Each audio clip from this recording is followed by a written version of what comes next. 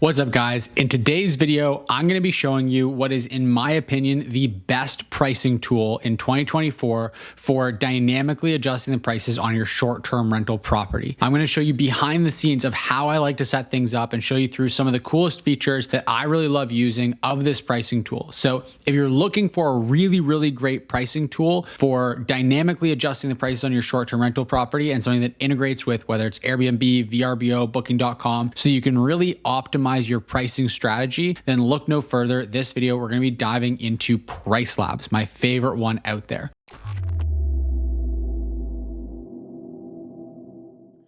Now, there's a few major pricing tools out there, be it PriceLabs, Wheelhouse, Beyond Pricing, and I personally use PriceLabs and like them the best for a variety of different reasons.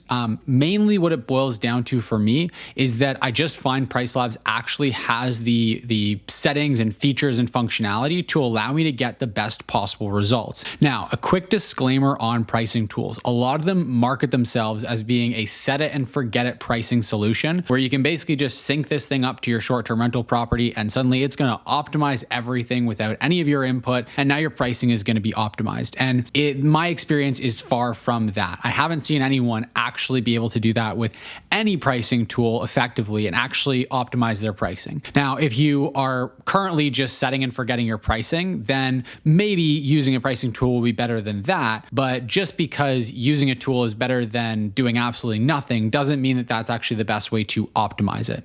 In order to optimize your pricing using one of these tools, you need to know how to actually use it and manipulate the software and add the right settings in so that it can truly bring in the highest revenue possible for you. And so the reason that I like PriceLabs so much is because it gives you so much ability to make adjustments that logically make sense in order to really, optimize your pricing strategy overall and do it in a logical and intuitive way that actually leads to better performance and better results. So with all that being said, let's jump right in, and I want to show you behind the scenes of PriceLabs and what I personally really like about it. Now, for one thing, I'm in one single listing right now, but you can integrate multiple different listings and have multiple listings on your account, and you can have account level or property level settings, which is really handy for anyone that has a portfolio of properties, whether it's properties that you manage or properties that you own. If they're in the same area and they're similar properties, then you're probably going to want to have a pretty similar pricing strategy for the different properties, at least at a high level. So it makes it very efficient that you can set account level settings as opposed to just property level settings. So I like that quite a bit. So for example, things like seasonality, you can adjust that on a portfolio level rather than on a property level, because if your properties are all in the same area, then the seasonality is going to be relatively the same or similar. And then this is basically going to bring us into, there's a couple of cool features I want to show you guys inside of PriceLabs. Now, the main setting that I think is super important to get right in any pricing tool, especially PriceLabs, is your base price. Because basically what a pricing tool does, I'll back up here in case any of you guys are like, what the heck is a pricing tool? Basically what it does is it dynamically updates your pricing and your nightly rates depending on a whole bunch of different factors like inflow of tourism, outflow of tourism, like demand in the area, things like seasonal fluctuations, demand for different days of the week, events that might be happening, hotel occupancy rate, sometimes even. There's all these different factors that you can take into account, and it dynamically updates your pricing, meaning that it updates it as frequently as every few hours or every few days, depending on how you have it set up. Basically, the base price is going to give your pricing tool the more qualitative data that it needs to know what base price to adjust up or down off of based on these different factors. Essentially, if you have a 4-bedroom, 2-bathroom property, then this pricing tool knows how to price a 4-bedroom, 2-bathroom property, but it doesn't necessarily know how to price your 4-bedroom, 2-bathroom property compared to others, because the tool itself, the software, can't take into account any of the qualitative features about your property, like how nice it is, how well designed it is, the square footage of it compared to other similar properties, that kind of stuff. So the base price basically gives your little bit of input on what nightly rate you should adjust up or down off of, how the tool do. You also can set a minimum and a maximum. I recommend just setting a minimum and just letting the tool go as high as it wants for pricing. The base price is by far going to be the most important price. Now, what I think is really cool about PriceLabs is that it's very easy to tell how well you're doing. It's very easy to know where the property is actually being priced at relative to other properties in the area, so you can really accurately set your pricing. So what I like doing is coming into the neighborhood data here, and you can see here that basically you get different graphs that show you the 25th to 50th percentile of the market, the 50th to 75th percentile of the market, and the 75th to 90th percentile of the market. And then it tells you where you're priced relative to the rest of the market. And so what I find really cool is that when you adjust your base price, you'll notice that you'll come either up or down depending on what you do with your base price, and see where you fall relative to the rest of the market. Now you can see that for me right now at this current period here where we're in like low season, I'm actually priced down below the 25th to 50th percentile of the market, meaning I'm priced more competitively, I'm priced lower than most other properties in the area. And that's actually by design, that's actually very intentional. What I've found is that in this particular market that this property is located in, the majority of the other property owners in that area, in the wintertime, they just kind of set their pricing high and then forget about it. They don't really do a good job optimizing. I can tell you for sure that no one is actually booking, or very few people are actually booking properties at the $600 to $800 a night range on weekdays in the middle of the winter. Maybe a really luxury high-end property, which this one is not, but very few properties are actually getting booked for that. And so what I really want to be doing is pricing myself below the rest of the market, because the rest of the market right now is priced artificially high. You can see, for example, that a lot of the data here is showing a consistent, pricing right through low season, even into high season. So you can see that these are basically lazy hosts that leave their pricing at high season pricing all year long and don't actually have a dynamically updated pricing schedule. And so I want to be priced lower than them in the low season, because they're not actually getting booked. They're just setting their prices overly optimistically and not getting bookings. But then in the high season, when places are actually getting booked, I want to be up towards the higher end of the pricing. So you can see, especially on some of these big event weekends and things, I'm booked, or I'm priced up into the 90th percentile. So you can see that's really helpful just to know exactly where you land. I find it's kind of ambiguous and kind of vague to be able to actually see that with other tools. So I really, really like being able to see that. You can see also just occupancy trends for the market coming up into future seasons. So you can gauge how well or poorly you're doing relative to the rest of the market and adjust your strategy based on that. You can also set up a specific comp set. So what's really cool about that is that you can actually set up and look at specific other comparable properties that you've found in the market that are comparable to yours, and see exactly what they're priced at for different nights of the year. And you can see whether they're actually booked or not. So I find that super, super helpful, because you can basically, I believe it's right down here, you can go and you can set up a competitor calendar. So for example, if I want to select this other listing, then I can now see a table that shows all these other listings in it. And it's going to automatically create that for me. And then I can actually pull up the listing, see if it's actually comparable to mine. And I can see, for example, that it's priced at $500 solid right through here, but it's not actually getting booked at that. I can see that where they priced at $461 or $492 or $481, they actually got booked. And so it's really cool, because you can then see not only what your competitors are priced at, but what they're actually getting booked at and when they're just sitting vacant. Because a lot of the time I see hosts that are trying to price competitively or comparably to the other hosts in the market. But the problem is it's kind of the blind leading the blind, because you're looking at properties that aren't actually getting booked, and you're trying to price yourself the same way that these other properties that aren't getting booked. And so what's really cool here is you can see the properties that are actually getting booked and see what they're actually getting booked for, and then make sure that you're in line with that. So I find that really, really helpful to be able to just gauge how well I'm priced relative to the competition. And the cool thing is, again, you can custom tailor this list to be very, very similar properties to yours in a similar area, so that you know you're really pricing and comparing apples to apples with real similar properties. That's a really, really cool feature that I personally really like. Hey guys, if you are an existing or aspiring Airbnb host, investor, or co-host who's looking to level up your game and take your hosting to the next level, make a whole lot more money on Airbnb, and frankly, just have a whole lot more fun, then we've got something brand new for you that you're going to want to be a part of. You are not going to want to miss this. It's called BNB Tribe, and it's launching on March first. You can sign up down below to join the waitlist. There's going to be a link at the very top of the description to join the waitlist. You're going to want to do it. Trust me. If you've ever wanted to learn more about Airbnb and level up your short-term rental game, this is the opportunity to do it at a price that's going to be insane. It's going to be a total no-brainer. We're trying to make this as accessible to everyone as possible so that we can all join an incredible community of Airbnb hosts, co-hosts, investors from all over the world and really help each other to level up our game. There's going to be all kinds of great trainings, additional perks. I'm going to be doing giveaways,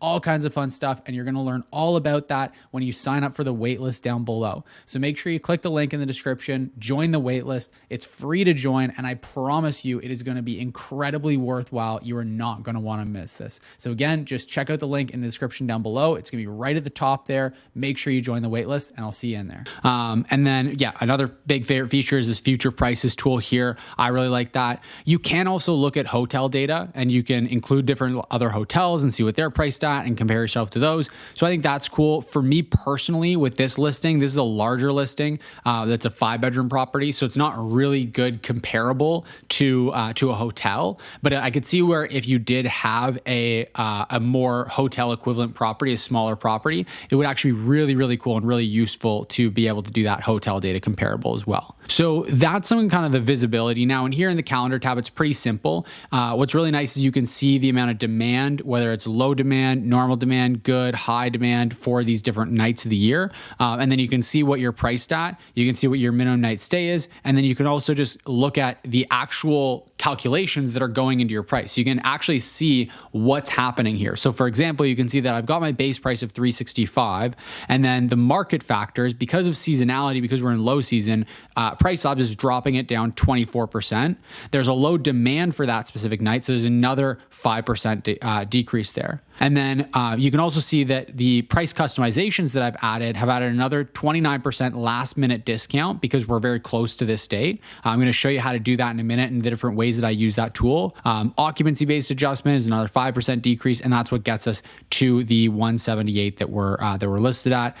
But you can see that there's a seasonal minimum price on that night of 180, where I don't want to actually list it for any lower than 180. So it keeps it at the final price of 180. So, and you can see, I'll show you as well, the reason that it's a 180 minimum price for this season is because I have different minimums for different seasons of the year. So that's really cool as well, is that obviously in seasonal markets, you want to have a slightly different pricing strategy. Like I told you in the neighborhood data here, I want to be priced lower than most of the market during low season, but in high season, I want to be priced at the upper tier of the market. And so PriceLabs just allows me to do that really, really easily with something that they call seasonal profiles, custom seasonal profiles. So you can see that this is basically what we've gone over so far is just kind of some of the out-of-the-box functionality of PriceLabs without any customizations. Now you can see along the left-hand side here, I've set up a whole bunch of different customizations. And what you're going to want to do as far as customization is going to depend on the property, on your overall goals, on your pricing strategy. But you can see here that I've made quite a few. So one of the biggest things I've done is I've gone into more customization and I've gone to seasonal profiles. So you can set up a custom seasonal profile, and you can see that for low season, I've got a different minimum price, a different base price, and this is all set up at the account level. So you could see even further in here, I've actually set up different base prices for the different seasons of the year, so that way my property is priced, like I said, higher in the high season and lower end on the low season. So that is really, really cool and helpful. Now, another thing that you can do, so if we kind of go through here, there's minimum stay settings that you can apply. And so you can see I've got a minimum stay profile for high season, which is different from low season. And what's really cool about this is that you can basically automatically determine and adjust and change what your minimum stay requirement is for your property. And you can have that fluctuate depending on different factors. So I always like to remind people, once you get really good at pricing strategy, you start to realize that there's a few different factors that influence your overall bookability of your property. Price is the one main lever that you can pull. But if you want to really optimize your revenue, you have to learn how to pull on other levers other than than just pricing, because if you're constantly just lowering pricing, then ultimately you're not going to be able to really maximize your revenue. So what you want to start to play around with, one of the most powerful levers that you can use is your minimum night stay. If you have a longer minimum night stay, then the upside of that is you're going to be able to get more revenue by filling more of those nights. Goes without saying. But when you do that, you also limit the pool of demand that you're capturing on for your property, because obviously if you set a 3-night or 4-night minimum stay, anyone looking to stay for just 2 nights is not able to book your property. So there's a trade-off there. And so having a static minimum night stay, just right across the board, having it be a 3-night minimum, let's say, is really not optimal. It's going to have its upsides, but it's also going to have its downsides. And so what you really want is the best of both worlds. And one of the things I love about PriceLabs is it allows you to have the best of both worlds. So you can see here that I've got a default fixed weekday 3-night minimum and weekend 3-night minimum. So right off the bat, what's really cool is you can actually designate certain days as weekend days, whether it's Friday, Saturday, Sunday, or just Saturday, Sunday, and certain days as weekdays. And then you can set different minimum stay profiles for those different days. So that, for example, if someone is checking in on a Thursday, they can't book just the Thursday and Friday and then leave you high and dry on a Saturday, which would be a very in-demand day. They have to book for 3 nights. So that kind of thing is really, really cool.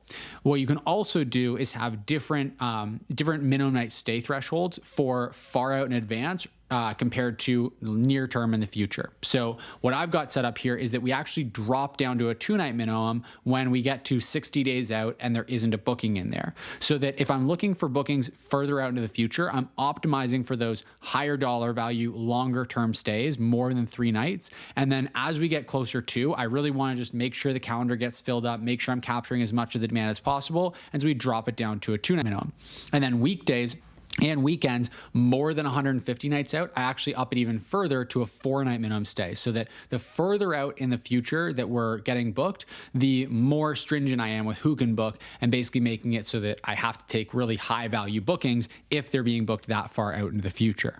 So that's really cool. Now, the orphan gaps are another really cool one. I'm sure you've all run into this if you've been on Airbnb or short-term rental for a while now, is that you'll get bookings on either side of a weird gap that's going to be hard to fill, and that in fact, your pricing or your minimum night stay requirement might actually prevent you from even being able to fill that orphan gap, is what it's called. And so if you use PriceLabs, it can basically just automatically realize that there's a weird gap in your calendar and adjust your minimum night stay to be able to accommodate a guest during that time.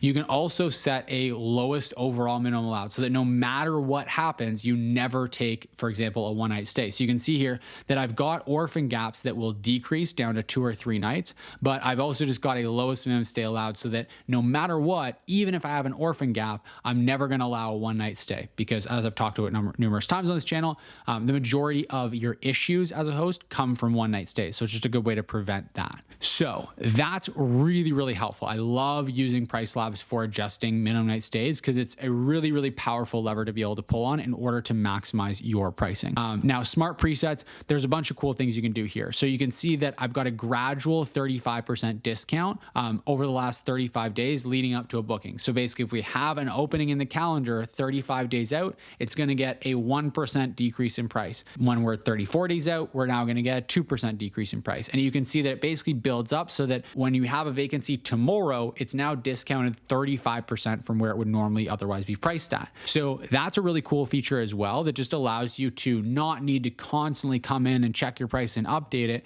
as you're getting closer and closer to that gap in the calendar. Now, you would set this up very differently if you had a property that was catering towards a lot of last minute bookings. Smaller properties, for example, you might not want to give this kind of a discount, or you might give a much smaller discount, if anything at all. Whereas for my property, this one's a larger one. Most of the time people are planning in advance to come here. So the majority of my bookings come more than 30 days out into the future. And so I like adding this discount so we can capture some of those last minute bookings that normally we don't really get a lot of demand for. And you can also customize orphan day pricing and specifically adjust your pricing to give a discount for those orphan gaps in the calendar. You can customize your far out pricing to give a premium on that. You can do occupancy adjustments, custom seasonal profiles, which, as I mentioned, I've got set up. Demand factor sensitivity, which is basically just going to take into account the demand factor and increase or decrease your pricing by more dramatically than it otherwise would, or less dramatically than it otherwise would for those days. So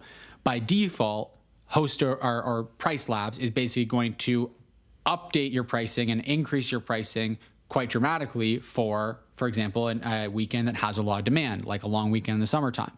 But if you want to specify it so that it goes even more aggressively, or that it goes less aggressively on that, then you can specify it here. So again, it just gives you a lot of different customizability, which I find is super, super helpful. A lot of the other pricing tools out there, they try to take control with the software more so than giving the control back to the actual user. And I find that the best way to use any kind of tool, any kind of pricing tool, is to actually be educated, is to actually understand pricing, because if you don't, then it's probably going to do more harm than good.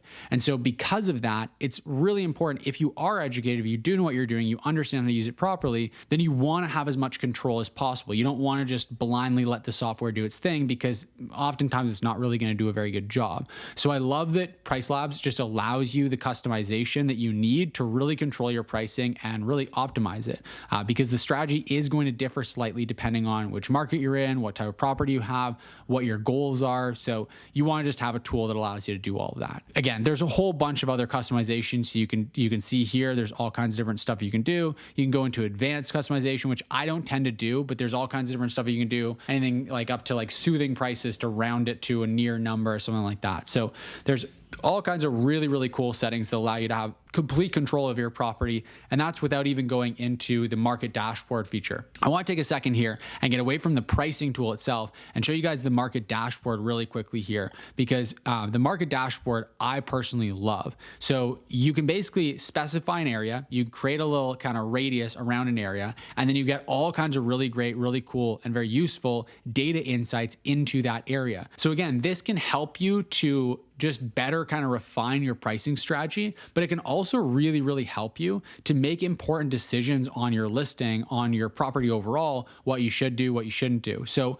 one example, I won't dive too much into this. If you want to learn more about this tool and for me to do a more deep dive into this tool, then let me know in the comment section down below, or give me a thumbs up on this video to let me know that you like it and you want to see more of this kind of thing. If you do, we can dive into it more in detail, but just to give you a quick glimpse of what you can do, one of the things I really, really love using this for is down here. You can basically see different amenities. So for example, people come to me all the time and they ask me, well, James, should I get a hot tub, or should I get an EV charger? Should I get a sauna for my property?